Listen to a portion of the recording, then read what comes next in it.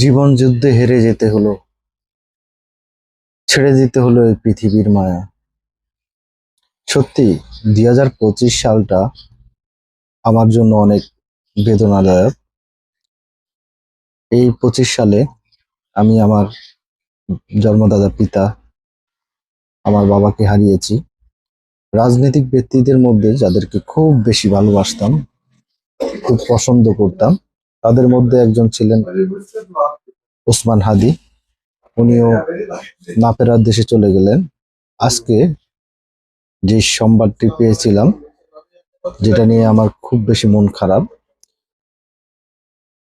আমাদের বাংলাদেশের জনপ্রিয় নেত্রী, আপসীন নেত্রী, এমনকি দেশপ্রেমিক নেত্রী, যিনি বলতেন যে বাংলাদেশ ছাড়া আমার অন্য কোথাও কোনো জায়গা নাই, এরকম দেশপ্রেমিক একজন নেত্রীকে আমরা হারিয়েছি।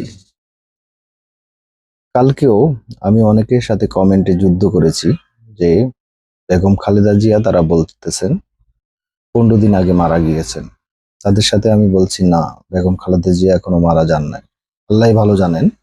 তবে আজকে যেটা এবার কেয়ার থেকে আমরা সংবাদ পেয়েছি, বা বিএনপির অফিসিয়াল পেজ থেকে যেটা সংবাদ পেয়েছি, আজকে ভোর 6টায় বেগম খালেদা জিয়া মারা গিয়েছেন। খুব দুঃখজনক। এই 2025 সালটাকে গেছে কালকেই বিদায় দিতে চেয়েছিলাম কমেন্টের মধ্যে, পোস্টের মধ্যে।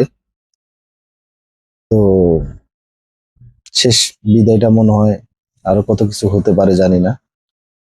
আমাদের প্রিয় নেত্রী, দেশনেত্রী, রাজনীতিক স্বচ্ছ যে ব্যক্তিটি দেশের জন্য সবসময় লড়াই করে গিয়েছিলেন, জনগণের জন্য সবসময় লড়াই করে গিয়েছেন, ওনাকে আমরা হারিয়ে ফেলেছি।